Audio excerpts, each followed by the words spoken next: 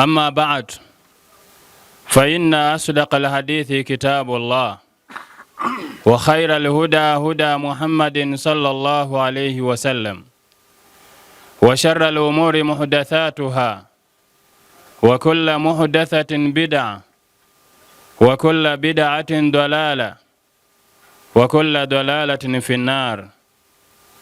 نعوذ بك من البدع والضلالات والنار. Tuomba Mwenyezi Mungu Subhanahu wa Ta'ala atukinge na kila aina ya shari na kila aina ya ubaya. Na vile vile baada ya utangulizi huu wa kumhimidi Allah na kumtakia rehma na amani mtume wetu Muhammadin sallallahu alayhi wasallam, tukiwa katika muhadhara wetu ambao ni kawaida ya kila mwisho wa mwezi kufanyika muhadhara, na imeshapita mihadhara ndani ya muhadhara. Kwa hiyo yaliyotangulia tuko pamoja nayo, na hii pia ni sehemu, ni nyongeza katika hayo yaliyotangulia, sababu bado tunacheza humo ndani ya dini. Hatutoki nje ya hapo. Tunayozungumza ni yale ambayo yanafungamana na dini yetu. Lakini biidhnillahi tabaraka wa taala, kwa dakika hizi ambazo nimepewa au lisaa, nitazungumzia sehemu ndogo katika risala ya Sheikh Muhammad Saleh Al-Uthaymeen ambayo ameandika huququn da'at ilaiha al-fitra wa qarraratiha sharia, kwamba huququ yani haki. Na siku hizi katika zama hizi watu wanapenda haki. Wanasema tunadai haki, haki yetu, uhuru wetu. Kwa hiyo bila shaka mtu akisikia haki huwa anafurahi, na mtu akinyimwa haki huwa anachukia. Kwa hiyo Sheikh anasema kwamba hizi haki ambazo anaanza kuzizungumza yeye, ambazo zingine tutazitaja tu, lakini tazungumzia haki kuu mbili, kwamba ni katika haki ambazo maumbile ya kibinadamu, maumbile ya kibinadamu yanakubaliana nayo. Yani kila mtu ambaye ana fitra salama, ana maumbile salama, hajaharibiwa akili yake, anakubaliana nazo. Ama yule ambaye ameharibiwa akili yake kwa sababu ya vitu mbalimbali, matumizi mabaya ya vitu ambavyo visiofaa vikaharibu akili yake, inawezekana kwamba kwake asione ni vitu muhimu. Lakini hizi haki pia zimekubalika na sheria ya Allah Subhanahu wa Ta'ala. Kwa hiyo Mwenyezi Mungu Subhanahu wa Ta'ala kupitia Qur'ani, kupitia sunna za Mtume Muhammadin sallallahu alayhi wasallam, kwa sababu neno linapotamka sheria manake linajumuisha kwamba ni jambo ambalo limetajwa kwenye Qur'ani, limetajwa katika sunna ya Mtume sallallahu alayhi wasallam. Hata kama tukitofautiana katika hukumu, linaweza likatajwa jambo likawa ni sheria, lakini je, ni wajibu au si wajibu? Lakini ni sheria kwa sababu limewekwa na nani? Na Allah Subhanahu wa Ta'ala, limewekwa kupitia Mtume Muhammadin sallallahu alayhi wasallam. Kwa hiyo siendi kwa kutaja neno hadi kwa neno kulingana na mazingira na muda. Tutataja yale ambayo tunaona kwamba ni muhimu, tutanukuu kwa ajili ya kikao chetu hichi ili tuweze kwenda na wakati. Katika mwanzo kabisa akasema fa inna ma'rifata ma lil insani wa ma alayhi, hakika maarifa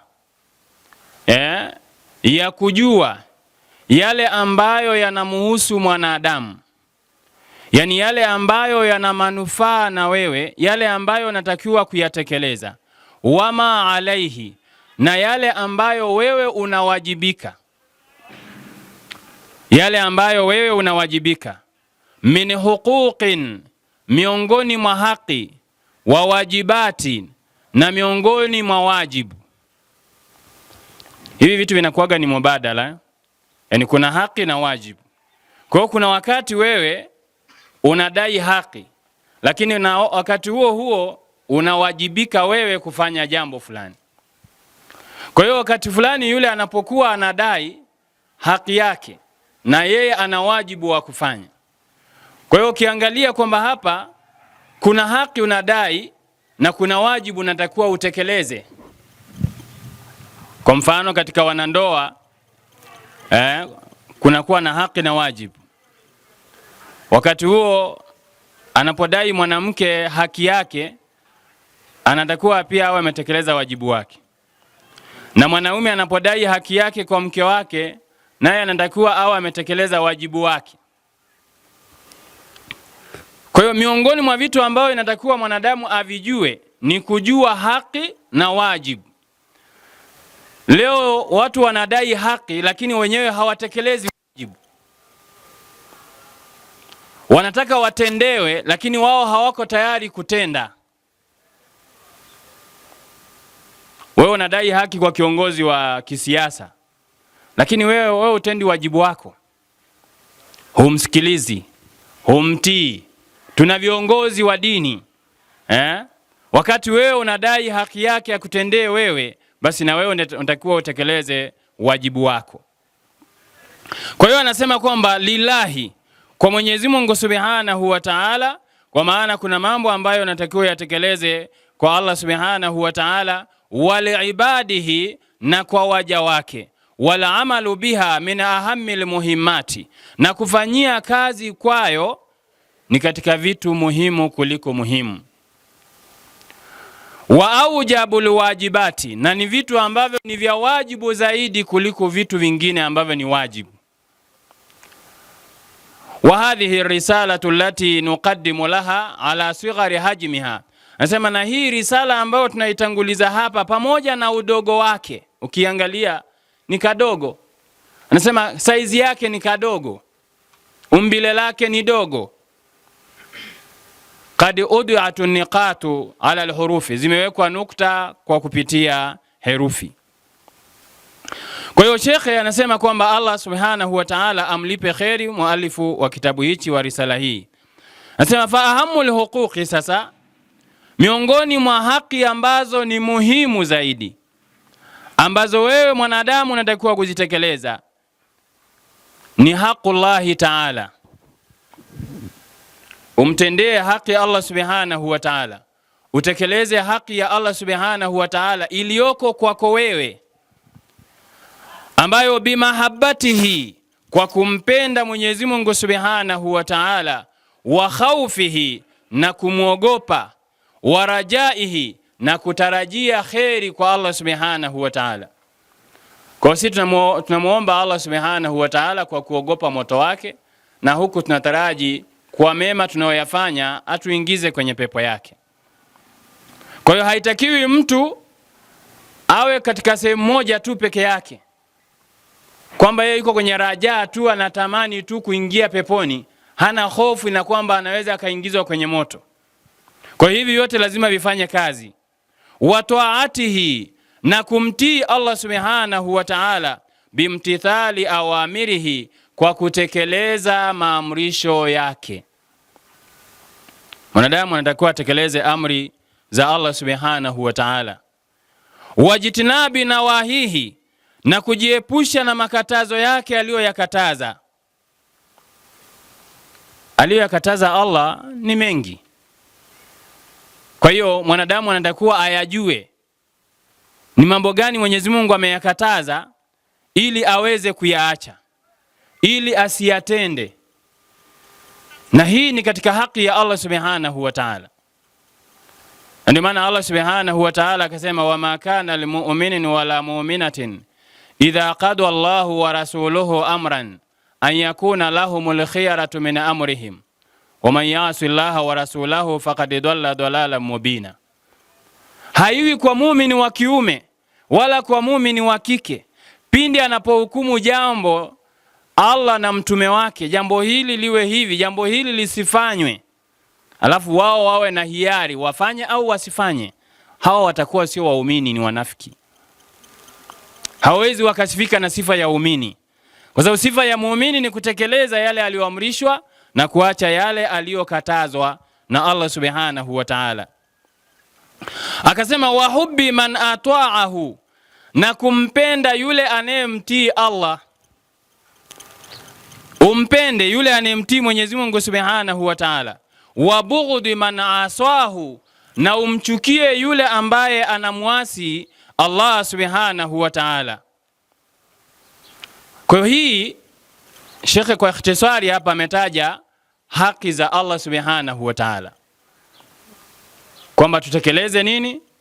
Haki ya Allah ambayo ni kumpenda Mwenyezi Mungu, kumwogopa Allah subhanahu wa ta'ala na kutarajia kheri, kutarajia pepo yake, na kumtii katika kutekeleza amri zake na kujiepusha na makatazo yake, na kumpenda yule anayempenda Allah na kumchukia yule anayemkataa Allah subhanahu wa ta'ala.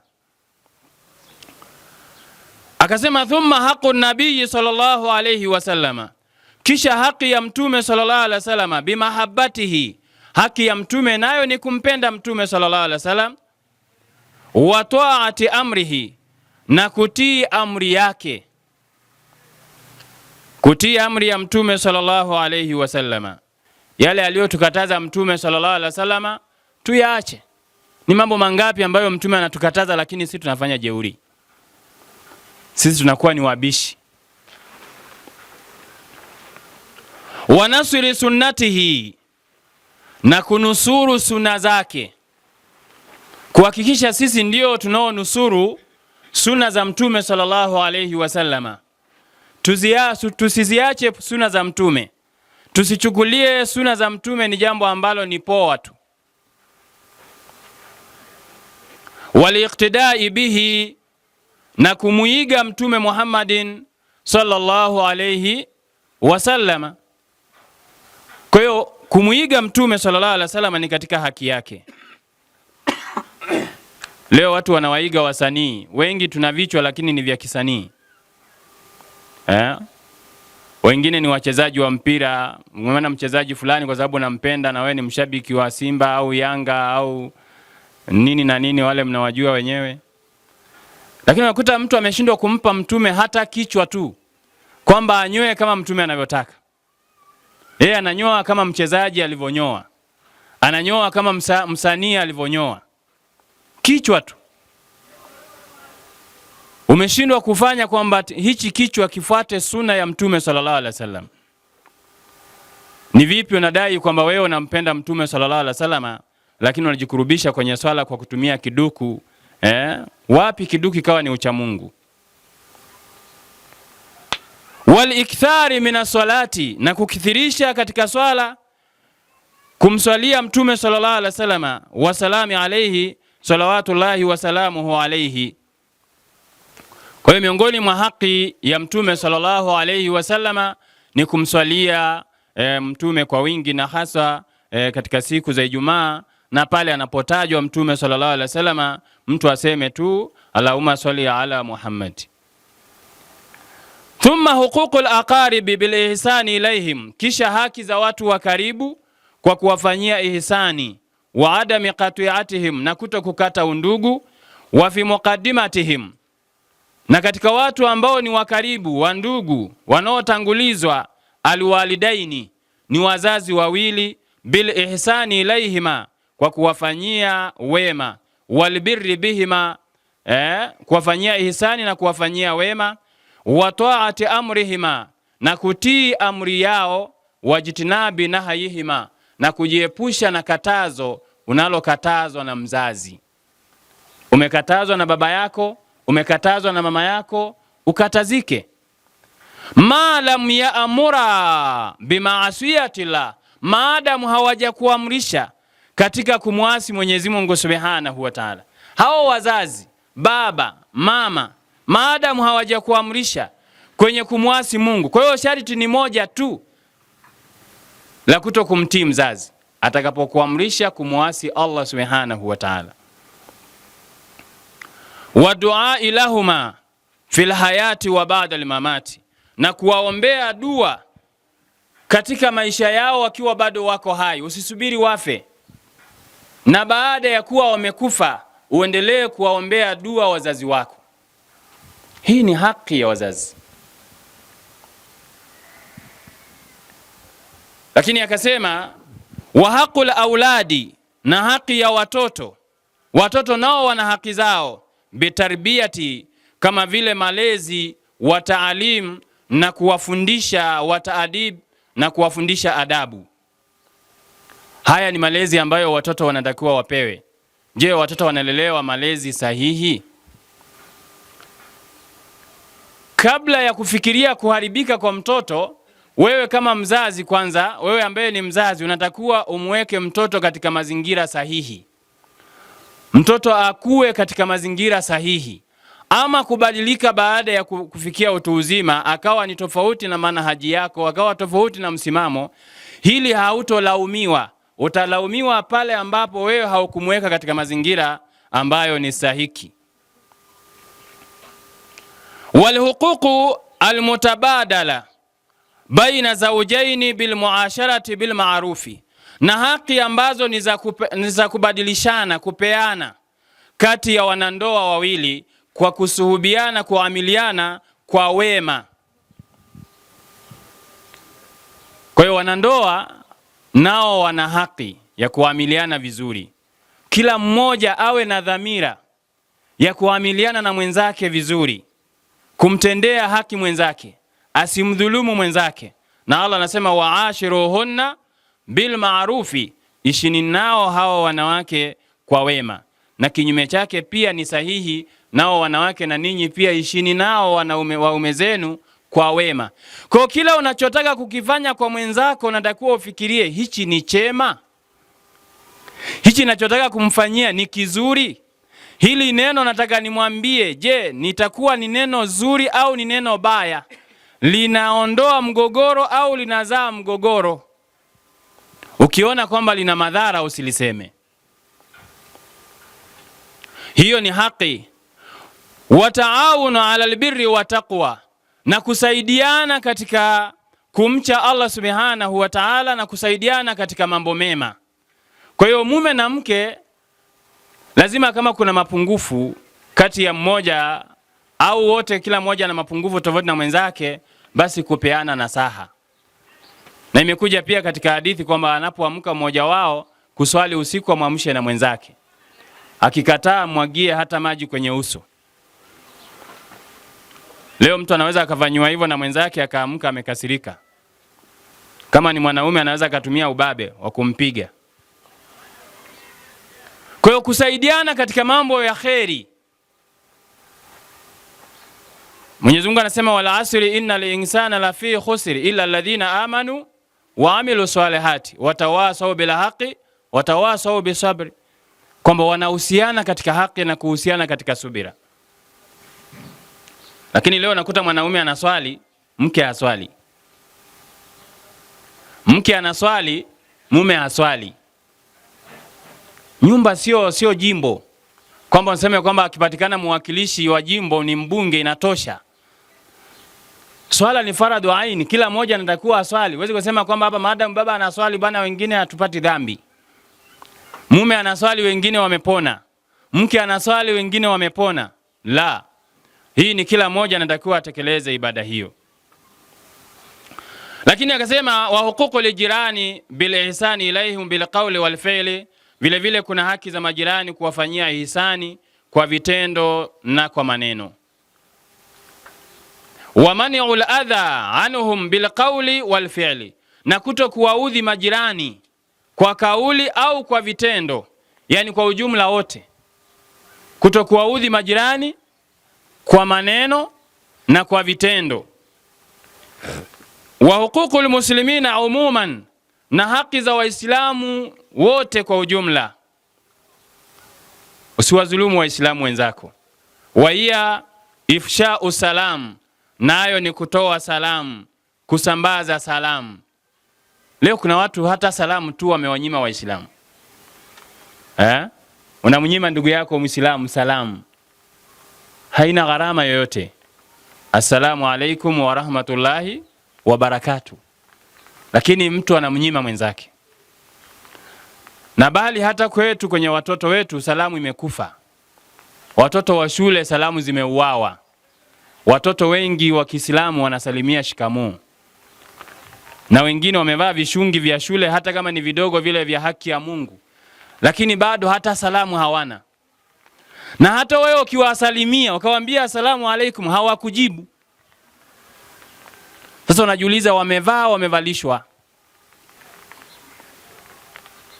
Mbona hata huo Uislamu wenyewe hawaupendi? Kama salamu tu anashindwa kunyanyua mdomo, hivi ataweza kusujudu? Hivi ataweza kurukuu? Kama ameshindwa kupokea salamu ya Kiislamu, ameshindwa kutoa salamu ya Kiislamu. Na hata wazazi pia hawafundishi watoto kutoa salamu ya Kiislamu. Leo unaweza kukuta mtoto anafika nyumbani pale amerudi madrasa, anasema shikamoo baba, shikamoo shangazi, shikamoo baba mdogo, asalamu alaykum ustazi. Ina maana hao wote ni fake tu. Kwamba hawa hawastahili kupewa nini? Salamu ya Kiislamu. Kwa nini hawajaona wanalingania? Kwa hiyo mwalimu ndio anayelingania salamu na ndio anapewa haki yake. Wa iyadatul maridi, na kutembelea mgonjwa. Hizi ni haki za Waislamu, haki za Waislamu kwa ujumla. Kumtembelea Muislamu mgonjwa ni katika haki yake. Wa tashmitul atwis, na kumrehemu aliyepiga chafya. Akasema mtu akapiga chafya, akasema alhamdulillah, wewe sema ya rahamukallah. Kuna wengine wanasema sorry, excuse me. Yani apiga chafya alafu anasema excuse me. Wewe sema alhamdulillah. Wa ijabatu da'wa, na kuitika wito unapoitwa. Hata ukiitwa tu kwa jina lako fulani, itika. Ni katika haki yake. Naona mabadiliko haya ya hali ya hewa. Kwa hiyo labda tuingie ndani msikitini, tuendelee ukiwa ndani.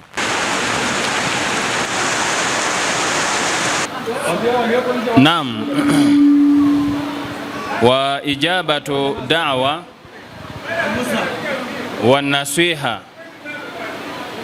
Wa nasihatu lahum, ijaba ya kuitika wito, vile vile kuwapa nasaha Waislamu. Hivi ni katika haki za Waislamu kwa ujumla. Wa ibrarul muqsim, na vile vile kumkubali yule ambaye ameapa kwa maana ya kwamba ni mtu mwema. Wa nasrul madhlum, na kumnusuru yule ambaye amedhulumiwa. Kumnusuru yule ambaye amedhulumiwa ni katika haki za Waislamu kwa ujumla. Watibau lijanaiz, na vile vile kufuata jeneza. Wa antuhibba lahum ma tuhibbu linafsika, na kuwapendelea Waislamu kile ambacho nakipendelea nafsi yako. Wa takraha lahum ma takrahu linafsika, na kuchukia Waislamu kufikwa na yale ambayo wewe unachukia nafsi yako kufikwa.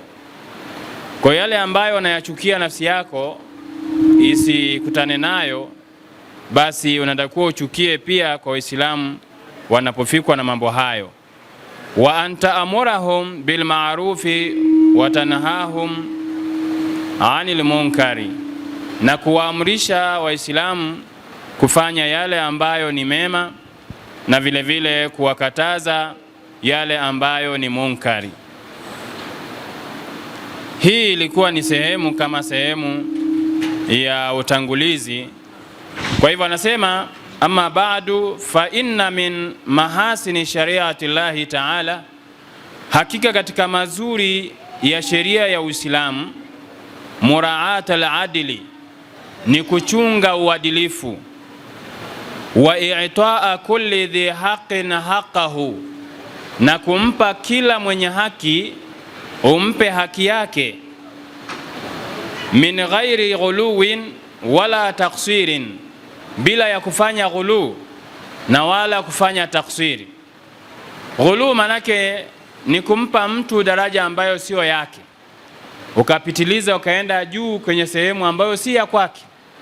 Mfano ni mtume ukampa sifa ya kuwa ni Mungu, na kama baadhi ya watu wanasema mzazi ni Mungu wa pili, manake hii ni ghulu na ni shiriki, kwamba eti mzazi amekuwa ni Mungu wa pili. Walayadhi billahi min dhalik, ni maneno ambayo ni ya kufuru. Kwa hiyo kutoa haki bila kufanya ghulu na bila kufanya taksir, sababu kuna wengine pia wakaacha kumtii Mtume sallallahu alaihi wasallam, mwingine akaacha kumtii mzazi wake, akaacha kutekeleza haki yake, mpaka anaweza kumtukana, anaweza akampiga mtama, anaweza akampiga makofi kibao. Manake hii ni kuacha kutekeleza yale ya wajibu kwake. Faqad amara Allahu bil adl wal ihsani wa itai dhil qurba, hakika Mwenyezi Mungu ameamrisha uadilifu. Na hapa tutofautishe kati ya uadilifu na usawa. Kuna watu huwa wanafikiria uadilifu ni usawa. Usawa, almusawatu, na al-adlu ni vitu viwili tofauti. Ukitumia uadilifu unaweza ukakuta usawa ukatoa haki sawa, na unaweza ukakuta tofauti ukatoa uadilifu ukatoa haki. Lakini ukifanya sawa unaweza ukadhulumu watu wengine haki zao. Mfano tu mdogo kwamba wewe ni mfugaji wa mbuzi na umefuga na mbwa. Ukisema kwamba unawapa wote majani, utakuwa umemdhulumu mbwa, hata kula majani. Lakini ukisema leo nawapiga nyama wote, mbuzi na mbwa, mbwa atakula nyama, mbuzi atakosa, kwa sababu ya kufanya usawa kwako. Kwa hiyo na wakati mwingine pia hata kwenye mathina unaweza kukuta wanawake wawili wanadai haki sawa. Mmoja anaishi Moshi, mwingine anaishi Dar. Labda wa Moshi anahitaji nauli 10,000 au 20, lakini wa Dar anahitaji 70,000. Yule wa Moshi anasema tupe gharama sawa, kwa sababu wote si wake zako. 70 piga wote. Na ukifanya hivyo utakuwa umefanya usawa, hujafanya uadilifu.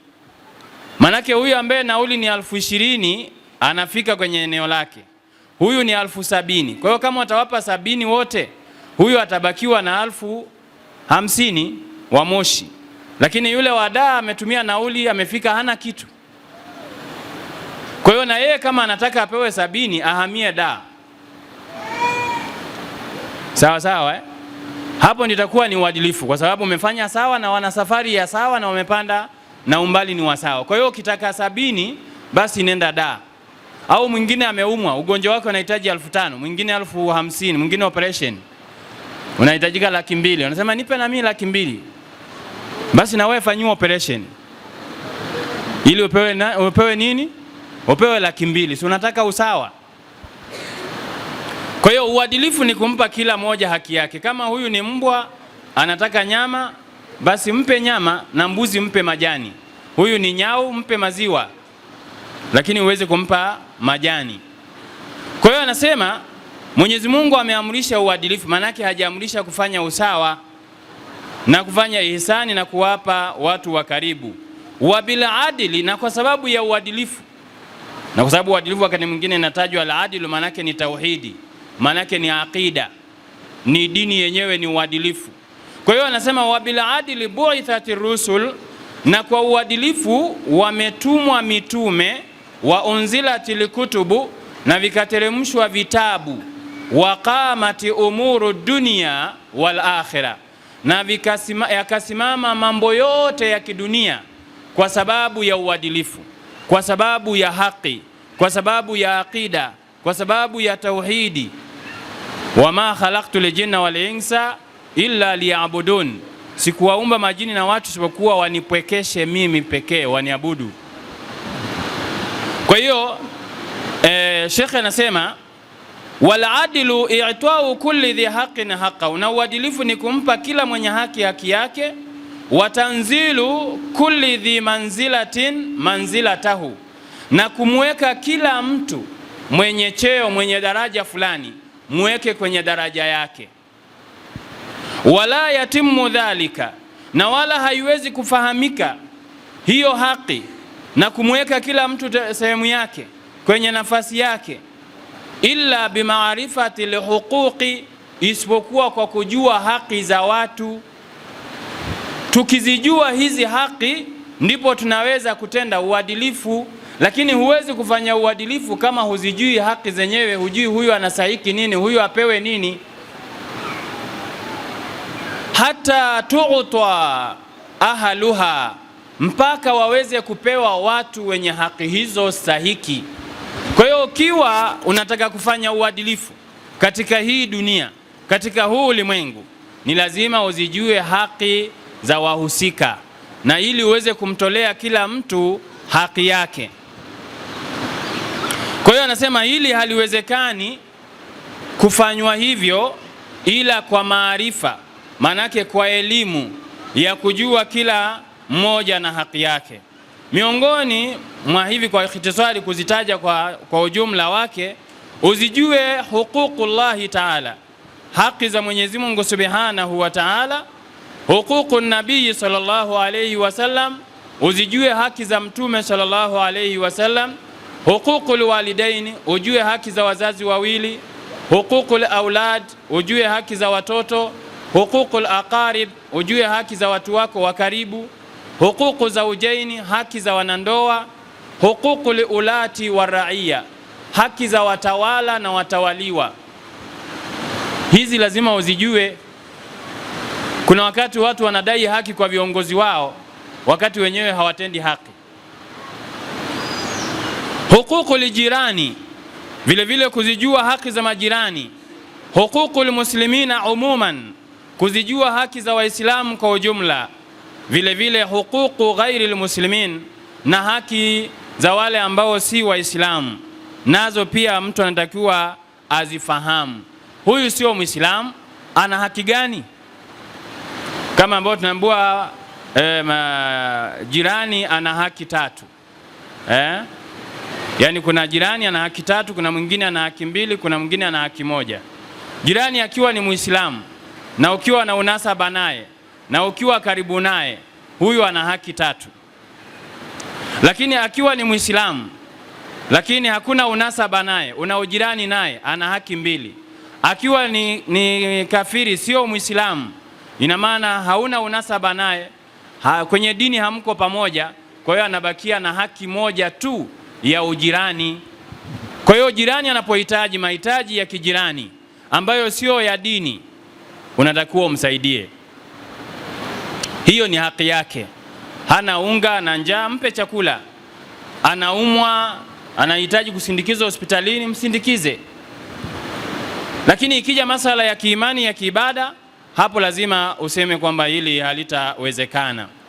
Kwa hiyo tulisema kwamba nitataja haki mbili kwa kuzieleza kidogo, japokuwa muda umekatokatwa, sijajua dakika zimebaki ngapi. Kwa hiyo alhaqul awwal haqqullahi ta'ala, haki ya kwanza ni haki ya Mwenyezi Mungu Subhanahu wa Ta'ala. Anasema hadha alhaqu ahaqqul huquqi wa aujabuha wa a'damuha.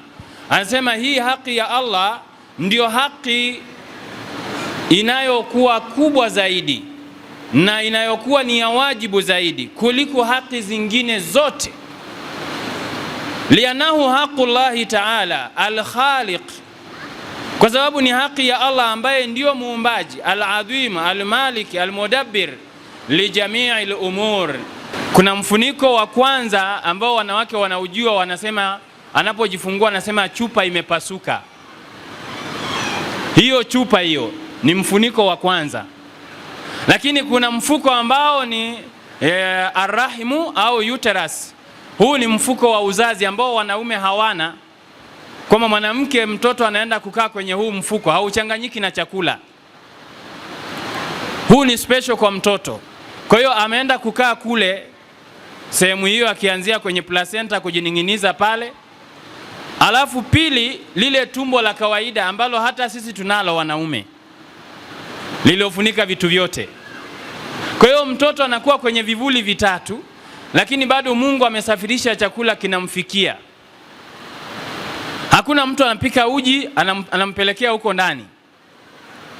Kwa hiyo kama ameweza kumlisha akiwa huko, hizi fadhila za kulishwa na Allah subhanahu wa ta'ala, Allah anasema wallahu akhrajakum min butuni ummahatikum, Mwenyezi Mungu amewatoeni kutoka kwenye matumbo ya mama zenu, la ta'lamuna shay'an, hamjui chochote, wajala lakum sam'a wal absara wal afida, na kawajalieni kuwa na masikio na macho na mioyo, la'allakum tashkurun, ili muweze kuwa na shukurani. Kwamba hizi ni nyenzo za kupokea maarifa. Umepewa masikio ili usikie, umepewa macho ili uone, umepewa moyo ili utafakari. Kwa hiyo tumia vitu hivi kwa ajili ya kumtambua Mola wako. Anasema Allah subhanahu wa ta'ala, la nas'aluka rizqan, hatukuombi riziki, nahnu narzuquka wal aqibatu litaqwa, sisi ndiye tunayekuruzuku na mwisho ni wa wale watakaomcha Allah subhanahu wa ta'ala. Waqala subhanahu wa ta'ala, katika kuonyesha umuhimu wa tauhidi na kuacha ushirikina, akasema wama khalaqtul jinna wal insa illa liya'budun, sikuumba majini na watu isipokuwa wanipwekeshe, waniabudu mimi. Ma uridu minhum min rizqi wa ma uridu an yut'imuni, sitaki riziki yao na wala sihitaji kwamba wanilishe. Kwa hiyo kumpwekesha Allah, tauhidi, kuwa na akida sahihi, hii ni haki ya Allah subhanahu wa ta'ala, ambayo Mwenyezi Mungu ndio aliyekuumba. Unatakiwa kuonyesha wewe ni mtumwa, wewe unamilikiwa na Allah subhanahu wa ta'ala. Ama kuzikataa neema hizi ni kumkufuru Mwenyezi Mungu subhanahu wa ta'ala. Kama ingekuwa binadamu amekufanyia mema haya, mathalan ni mtu amevunjika mguu, Mungu aepushe, lakini akatokea mtu akakununulia mguu, kama inawezekana ukaungwa huo mguu, ungekuwa kila siku namshukuru. Huu ni mguu tu. Je, Mungu aliyekupa mwili mzima, mikono, kichwa, akili, kila kitu, hatuwezi kuhesabu neema za Mungu, hazihesabiki. Inakuwaje leo usiweze kumwabudu Allah subhanahu wa ta'ala?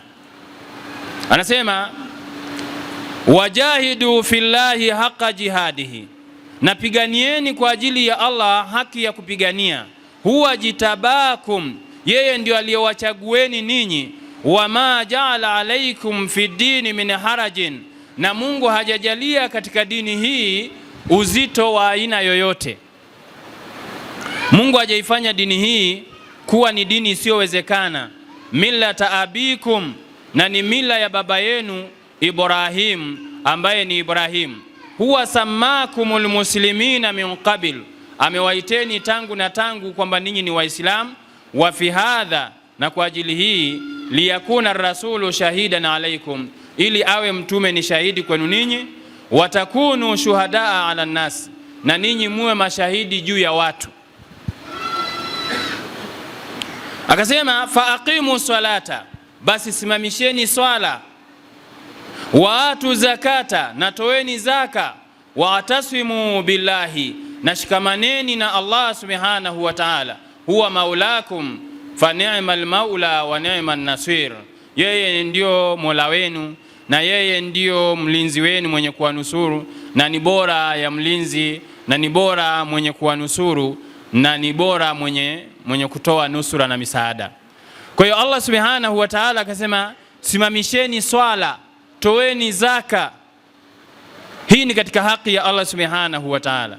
Lakini vile vile innahu aqidatun muthla, hiyo ni aqida ambayo ndiyo ya juu zaidi. Wa imanu bil haqi, na kuamini kwa ukweli wa kuamini. Kadhalika swala hii tumeambiwa tuswali hata kama mtu anaumwa, asiache swala. Hata kama ni kwa kukaa, umeshindwa kusimama, hata kama ni kwa kulala. Lakini pia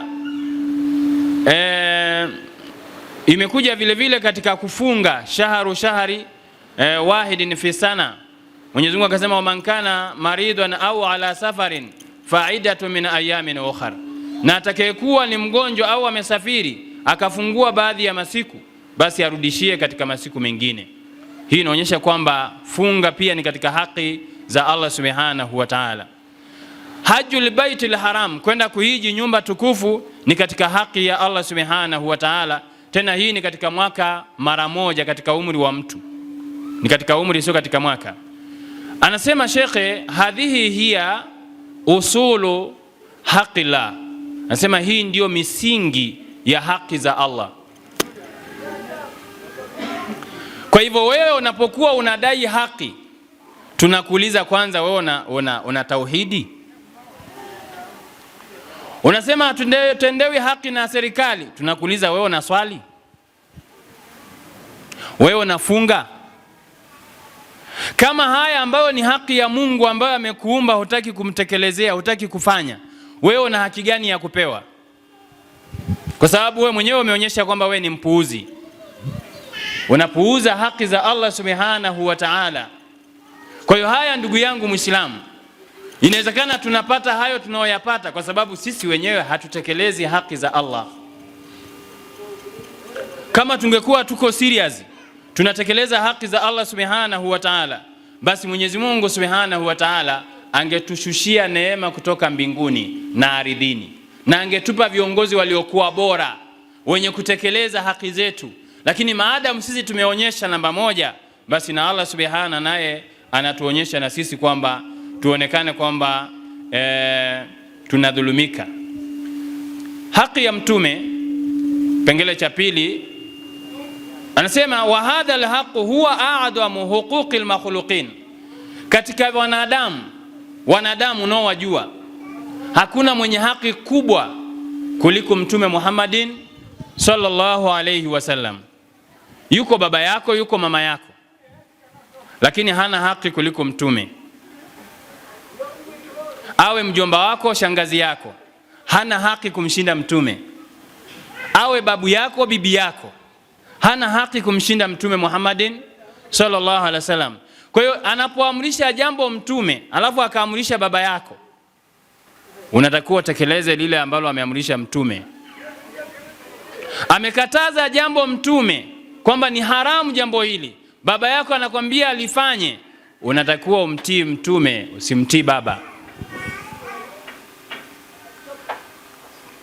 Mtume sallallahu alayhi wasallam anasema yeye mwenyewe, la yuminu ahadukum hata akuna ahabba ilaihi, hawi ni mwenye kuniamini mimi mmoja wenu, au hawi ni mwenye kuamini mmoja wenu, hata akuna ahabba ilaihi, mpaka niwe napendeza kwake yeye, miwaladihi, kuliko mtoto wake, wa walidihi, na mzazi wake, wa nasi ajma'in, na kuliko watu wote. Wametajwa watu wote, lakini wametajwa watoto, ametajwa baba, mzazi. Kwa maana wengine wanadanganyika kwa sababu ya watoto, mapenzi ya watoto, mtu akamwasi mtume. Mapenzi ya kumpenda baba akamwasi mtume. Kwa hiyo mtume amewataja mtoto na wazazi na watu wote, pamoja na kwamba wazazi pia ni watu, watoto pia ni watu, kwa maana ya uspesho wake, athari yake ni kubwa katika jamii. Leo watu wengi wanatafuta riziki hata kwa njia za haramu, anasema watoto bwana, watoto. Kwa hiyo hizi ni katika haki za mtume sallallahu alayhi wasallama, ambazo hatuwezi kuzitaja sana kwa sababu nilikuwa na kipengele kingine. Naomba nikitaje kipengele hichi biidhnillah tabaraka wa taala, huenda ndio tukahitimisha katika muhadhara wetu kwa dakika ambazo zimebaki. Katika tumezungumza haki za Allah na haki za mtume Muhammadin sallallahu alayhi wasallam, na kiukweli kwamba hatuwezi kuzimaliza kulingana na muda tulio nao. Miongoni mwa vitu ambavyo leo jamii haikataziki na haimtii Mwenyezi Mungu na mtume sallallahu alaihi wasallam ni katika upande wa kamari, ni katika upande wa kubeti. Kamari, kubeti. Yani ukizungumzia kamari, ukizungumzia kubeti, hapa ni lazima pia uzungumzia na mpira, kwa sababu vitu hivi vina mafungamano makubwa sana. Leo watu wengi ni washabiki wa mpira, mpaka katika maeneo mengine unaenda mpaka mwalimu wa madrasa ni mshabiki wa mpira, anaahirisha madrasa, jamani leo Simba inacheza msije madrasa leo Yanga inacheza msije madrasa. Na hata siku wakati Simba inacheza au Yanga, unaweza ukaingia kama inacheza magharibi, unakutana na safu chache sana msikitini, watu wako kwenye vibanda umiza, wanaumizwa. Mbaya zaidi sasa hivi mpaka na wanawake nao wako ni washabiki. Yaani kuna wanawake washabiki ni Mayanga, wanawake ni Mayanga, wengine ni Masimba, wengine Maazam, wengine manini. Mpaka inapofikia mahala kumetokea Simba imefungwa, mume ni Simba, mke ni Yanga. Hawaongei ndani ya nyumba kwa sababu timu yake imefungwa. Na ndani ya Simba au Yanga kwenye mpira unapochezwa, kuna watu wanabeti kwamba ikifungwa utanipa nini. Hiyo ni kamari. Mpaka wengine wanatoa rehani pia, mimi nitakupa simu, mimi nitatoa nyumba. Mmoja aliwahi kumweka rehani mke wake, mke kabisa, kwa sababu ya upuuzi wa mpira. Tunasema kwamba mpira asili yake ni halali, lakini ulivyounganishwa na vitu vya haramu umekuwa ni haramu kwa sababu ya vitu vingine vilivyoingizwa ambavyo ni haramu, kwa sababu mpira umedhaminiwa na kamari. Na kanuni inasema aridwa bil maasiya, kuridhia uasi ni uasi, waridwa bil kufri kufrun, na kuridhia ukafiri ni ukafiri. Mtume sallallahu alaihi wasallam anasema man raa minkum munkaran falyughayyirhu biyadi fa illam yastati' fa bilisanihi fa illam yastati' fa biqalbi wa dhalika adhafu al-iman. Na huo ni udhaifu wa nini? Mtu akiona munkari auondoshe kwa mkono wake, akishindwa auondoshe kwa kusema, akishindwa achukie, na kuchukia ni kuondoka kwenye eneo hilo. Haya, wewe umekaa kwenye sehemu ambayo watu wanacheza mpira wako uchi, umekaa kwenye mpira ambao umedhaminiwa na kamari na watu wanabeti, wanatembea na mikeka, vijana hawafanyi kazi, wanasubiri kubeti. Yeye atoe 1,000 apate ngapi? 100,000. Atoe 50,000 apate 500,000. Hii yote ni katika kucheza kamari. Na Mwenyezi Mungu Subhanahu wa Ta'ala anasema ya ayyuhalladhina amanu innamal khamru wal maisiru wal ansabu wal azlamu rijsu min amali shaitani fajitanibuhu la'allakum tuflihun. Jiepusheni na vitu hivyo. Kwa Mwenyezi Mungu anasema enyi mlioamini, kuonyesha kwamba mambo haya wanaoweza kuyaacha ni watu wenye imani. Enyi mlioamini, hakika si vinginevyo pombe na kamari na kuabudu masanamu na kupiga ramli, rijisu min amali shaitani, ni uchafu katika kazi ya shaitani. Fajitanibuhu, jiepusheni nayo. Kwa hiyo anayecheza kamari, anayecheza mpira akadhaminiwa na kamari na kampuni za kamari za kubeti, ina maana wote wanafanya kazi ya shaitani. Na wewe unaenda kwenye kibanda umiza, ukakaa pale ukawa unaangalia, umeshindwa hata kuondoka, umeshindwa kukemea. Mtume anasema wadhalika adhafu al-iman, kushindwa kuondoka kwenye eneo hilo, huo ni udhaifu wa imani. Tena sio mdogo, ni mkubwa sana. Je, wewe hauamini kwamba kamari ni haramu? Hauamini kubeti ni haramu? Hauamini pombe ni haramu? Hatuamini, sio? Tunataka mjibu tu, sababu hapa tuko kwenye hutuba. Hatuamini pombe ni haramu, lakini simeunganishwa na kamari. Inama al-khamru, hakika ya pombe na kamari, Maisiri kwa sababu ni kitu kinachopatikana kwa kirahisi, yani hakuna jasho, hakuna nini, unafanya kama mchezo. Hata watoto huwa wanacheza pia kamari. Kamari asili yake manake ni mchezo wowote unaohusisha pesa, unaohusisha mali, hiyo inaitwa ni kamari. Unapoingia kwenye mchezo kwamba ima upate au upate hasara, hiyo ni kamari. Yani upate au upate hasara, hiyo ni nini? Hiyo ni kamari, na ndio kubeti. Na ndio maana Mtume sallallahu alayhi wasallam akasema, la sabaqa illa fi naslin au khufin au hafirin. Hakuna kupewa pesa kwa sababu ya kushinda, kwa sababu ya ushindi, isipokuwa katika mambo matatu. Ni katika mtu anayeweza kulenga shabaha kwa kurusha mishale, huyu anafaa kupewa dau kama atalenga. Au khufin, au mtu anayefanya mashindano ya ngamia akatoka kuwa mshindi, huyu anafaa kupewa kitu. Au hafirin, au mashindano ya farasi, huyu anafaa kupewa dau. Wanasema kwa sababu vitu hivi vitatu ni vitu ambavyo vinamuandaa mtu kupigana jihadi. Kutumia wanyama hao walikuwa wanatumiwa kwa ajili ya jihadi. Kwa hiyo kuna mazoezi ya kivita ambayo mtu anaweza akatumia mbinu hizo kwa ajili ya kivita, kwa ajili ya mapambano. Lakini je, hivi kubeti unajiandaa na nini yani? Unapoweka hela pale, unatengeneza mkeka, unaenda na beti, unaweza kuwa mujahidina kwamba unapigana jihadi? Unaweza kuwa na misuli.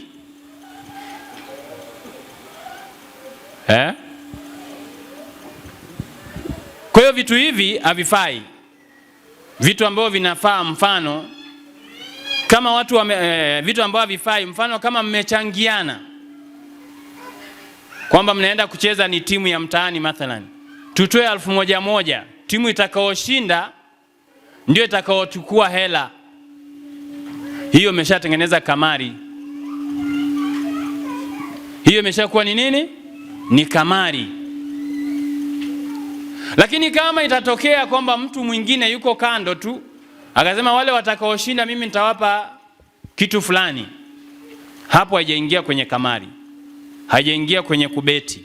Kama hamna mahusiano na kubeti kwenye mitandao, kwa sababu kuna timu zinacheza lakini watu wanaingia kwenye utabiri, timu gani itafunga, ni beti. Hivyo ni katika vitu ambavyo ni haramu, kwa sababu unaweka hela yako ima irudi au iende mazima.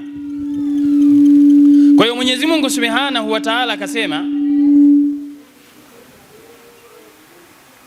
hiyo ni kazi ya sheitani, fajitanibuhu la'allakum tuflihun, jiepusheni nayo ili muweze kufaulu. Kwa hiyo kama tunahitaji ufaulu, tuepukane na kamari, tuepukane na pombe, tuepukane na kuabudu masanamu, tuepuke watu wanaopiga ramli. Inama yuridu shaytanu an yuqi'a bainakum al-adawata wal-baghdha'a fil khamri wal maisir. Hakika anachotaka sheitani ni kuwatieni ninyi uadui na chuki katika pombe na kamari. Wayasuddakum an dhikrillahi wa anis salah, na anataka wazuilieni ninyi na kumtaja Mwenyezi Mungu na kusoma Qur'ani na kuwa mnakumbuka sheria za Allah, na vile vile na swala, msiwe ni wenye kuswali. Fahal antum muntahun, je ninyi mnakomeka? Je ninyi mko tayari kuacha pombe? Katika sura al-Baqara Mwenyezi Mungu anasemaje? Yas'alunaka anil khamri wal maisir qul fihima ithmun kabir wa manafi'u linnas wa ithmuhuma akbaru min naf'ihima. Wanakuuliza kunako pombe na kamari, waambie katika pombe na kamari kuna madhambi na kuna manufaa kwa watu, kuna madhara na kuna manufaa kwa watu. Kuna watu wengine wamejenga kwa sababu ya kamari, Kuna watu wamenunua magari kwa sababu ya kamari. Kuna watu wamejenga nyumba kwa sababu ya pombe. Lakini Mwenyezi Mungu anasema madhara yake ni makubwa kuliko manufaa yanayopatikanwa. Kuwepo kwa manufaa haimaanishi kuwa kitu hicho kitakuwa ni halali. Kwa hiyo kitu kinapimwa kwenye mizani. Kama madhara ni makubwa, kitu hicho kinakuwa ni haramu. Kama manufaa ni makubwa, madhara ni kidogo, kitu hicho kinakuwa ni halali. Hapa haihitaji tufanye sisi jitihada, kwa sababu Mungu ameshatuambia kwenye pombe na kamari madhara ni makubwa kuliko manufaa yanayopatikana. Kwa hivyo ni haramu. Kwa hiyo hata kama kuna watu baadhi wananufaika na hivi vitu, lakini nguvu kazi inaisha. Vijana wengi sasa hivi hawafanyi kazi, wanategemea kubeti. Ni vijana wangapi wameharibika kwa sababu ya pombe? Ni nyumba ngapi zimetelekezwa? Ni talaka ngapi zimetoka kwa sababu ya wasimamizi wa familia wamekuwa ni walevi? Wewe kisha kuwa ni mlevi unaangalia familia? Utaangalia watoto? Bali hata uvutaji wa sigara tu wenyewe unakugharimu, kwamba unaweza ukashindwa kuhudumia familia kwa sababu ya utumiaji wa sigara na utumiaji wa vitu kama hivi. Kwa hiyo ndugu yangu Muislamu, tunasema ya kwamba kamari na kubeti ni vitu ambavyo vinafungamana na pesa, na vitu ambavyo vinafungamana ima ije kwako au iondoke iende kwa mwingine. Hiyo ujue kwamba ni kamari. Hata kama umetoa ni kidogo, hiyo ndio inaitwa ni kubeti. Kwa hiyo ndugu yangu Muislamu, kama unampenda Mwenyezi Mungu Subhanahu wa Ta'ala, na kama unampenda Mtume Muhammadin sallallahu alayhi wasallama, achana na kamari, achana na kubeti, kwani madhara yake ni makubwa. Watu wanajisahau kumtaja Allah na watu wanaacha kuswali. Ninyi angalieni tu hata mpira unapochezwa, watu swala za jamaa zinaachwa, watu hawaswali swala za jamaa, na hata wengine hulipa japo kuwa haipo, lakini wanalipa kwa sababu wamechelewa. Walikuwa kwenye nini? Walikuwa kwenye kamari, walikuwa kwenye mpira, walikuwa wanaangalia mpira. Vibanda umiza vimekuwa vingi kuliko misikiti. Baa zimekuwa nyingi kuliko misikiti, kwa sababu wanywaji ni wengi. Kwa hiyo madhara haya hayahusu tu watu wachache, bali ni jamii kwa ujumla wake. Kwa hivyo ndugu zangu katika imani, niishie hapa kwa ukumbusho huo, kwa ikhtisari, kwamba hizo ndio kamari na hizo ndio kubeti, na lengo na madhumuni yatosha kwa muumini. Hata akisomewa aya moja, hadithi moja ya mtosha. Lakini kama wewe sio wa kuamini, hata ukasomewa aya zote, msahafu mzima, bado si mtu wa kuamini, huwezi kukubaliana na haya. Barakallahu fikum wa jazakumullahu khaira. Allah walipe kila la kheri.